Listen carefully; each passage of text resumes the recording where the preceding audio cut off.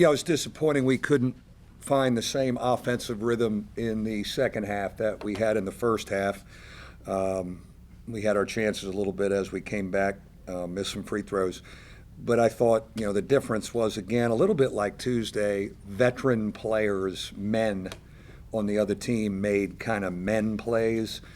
And we were a little young in some spots trying to figure it out. And the league is very unforgiving, as I told them, as we try and grow.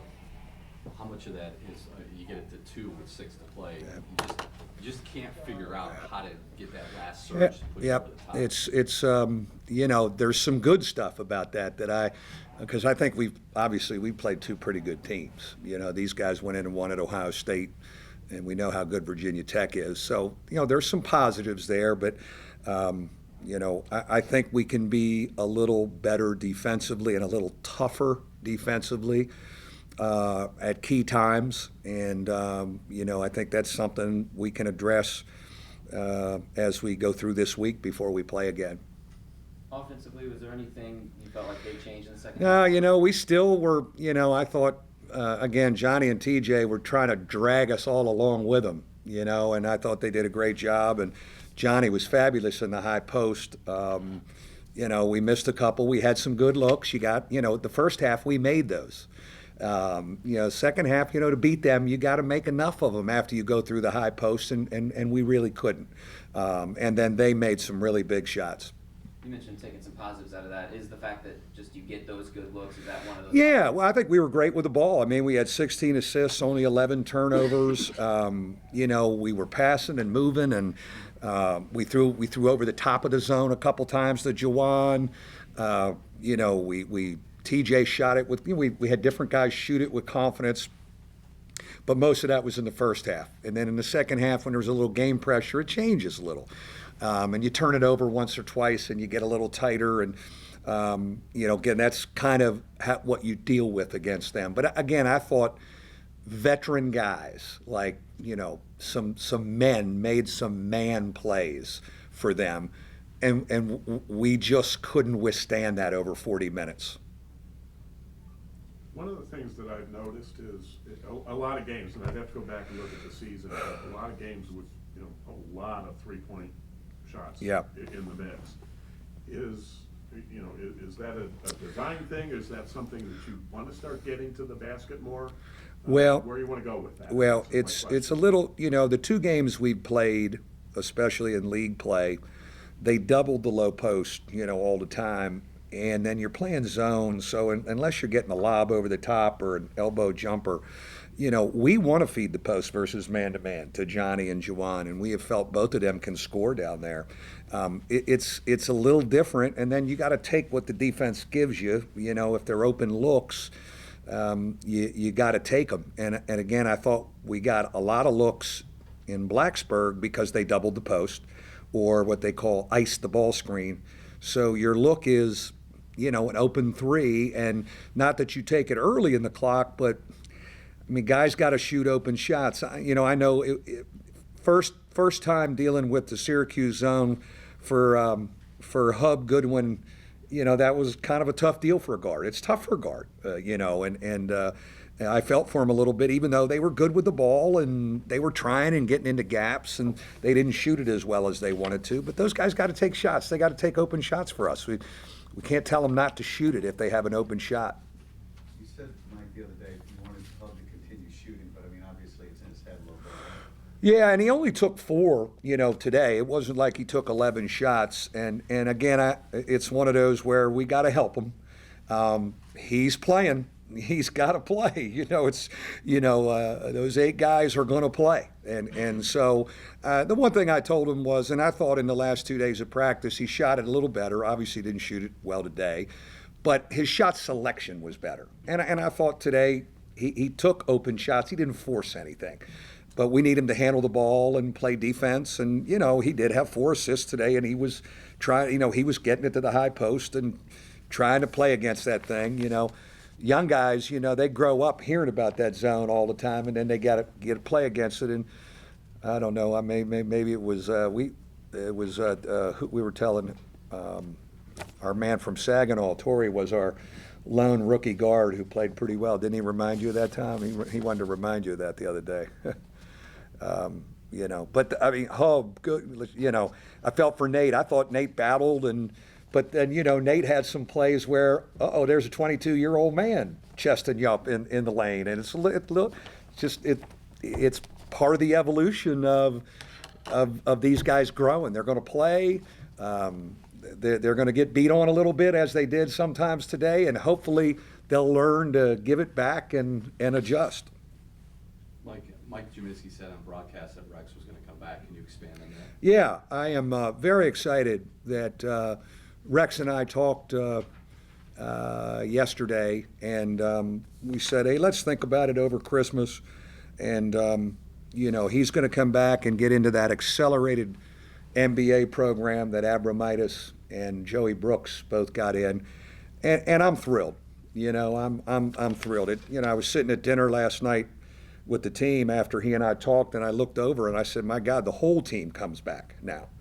I don't know if that happens in college basketball with your whole team coming back. Now, again, guys can always decide to transfer or whatever, go pro or whatever, but I think there's a pretty good chance that our whole team would come back. I like it for Rex, and the theme was, you know, we've got some unfinished business, he and I. You know, one of the things we said as a staff when he went down, thinking we couldn't get him back, thinking he played too many games, because we're still kind of young next year on the perimeter, I said, would we need a graduate transfer guard just to stay old for a year as Goodwin, Hub, and Carmody still keep growing?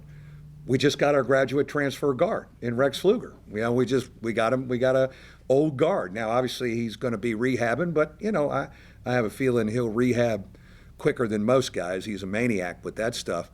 And then let's put all the basketball aside. And I think everybody in this room knows what's going on with his mom. She is in the fight of her life with brain cancer. We need him, and he needs us. He needs to be with us. And his dad and I talked about that, and he and I talked about that. So I love the basketball part of it, but, you know, everything this young man's done for us and what's going on with Mom right now, and please keep her in your prayers as we have, he needs to be with us another year.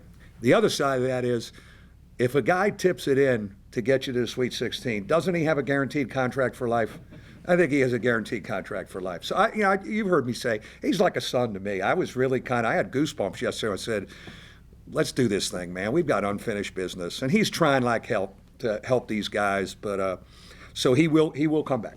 Given everything you just mentioned with him, he's going to graduate, the rehab, his family situation, did it take you by surprise that he said, hey, Coach, I'm thinking about it. I want to come back? I thought we were trending that way. I really thought so. You know, I think he just needed some time at home with the family. And I was hoping that would be his decision. We had first said, let's wait and see what's going on in March, and, you know, how are our young guys developing and all that. But, you know, he needs us and we need him, and, you know, we're committed to him, and it'll be neat to have him around. Obviously, he is a neat personality, and he's been a big-time winner. And, you know, so all hands on deck. Let's get everybody back, and we'll figure out how to play everybody next year. How will you treat this week? Yeah, I think it's, you know, I got to think it through, because we need reps, but we also need to stay healthy, you know. But I think we need to compete, and we need to compete on the defensive end and stick our nose in there a little bit. You know, we got to use Monday as an off day. But then we need to get into some stuff, some film work. I think we have really, you know, they're attentive students, and you know, we need to help them. I told him first thing, I said, I got to figure out how to help you more. It starts with me. How can I help you more? And, you know, so let's go back to the drawing board a little bit. Last year, John was kind of stereotyped as the stretch four. The physicality that he displayed today, down low as well, keeping balls alive, blocking shots. One of his best performances. Yeah, I think so, and really pleased with him, Lou. You know, he has been such a battler for us. You know, the one thing I did tell the team was, you know, somebody else can get a defensive rebound. You know, we don't have to let Johnny get every one of them. We got to join the club a little bit. he's very confident. He's really he's setting a tone for us, and he's playing well. It's too bad we couldn't get a win in a performance like that, but he'll be the same every day. He's just so stable and solid on a daily basis.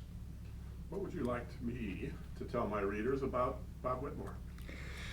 You know, one of the classiest guys. Obviously, the weekend is a powerful weekend for Bob.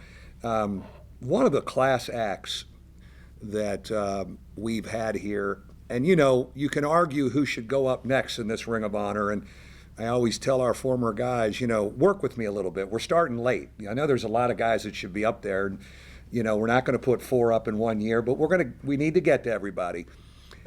And when we've selected a guy, I've always gotten an email or a phone call, and well, you know, that's good, but what about so and so? Unanimous with Bob Whitmore. What a great choice. He needs to be up there. Obviously, a bit of the DC pipeline guy who jump-started this whole thing. And I think, you know, as an assistant to Digger, he did a heck of a job with some of the young players, especially African-American players, here at a time when they were trying to get a feel for Notre Dame. I thought Bob Whitmore I know he was an unbelievable mentor to a Dantley and a Shoemate and those guys. They all talk glowingly about him. I know a lot of his teammates are going to be back, and of course, it's kind of special for me, a DeMatha guy. I've always heard about him when I was there, met him a couple times. So it'll be a very neat weekend to have him back, one of the all-time class acts. Thanks, guys. See you.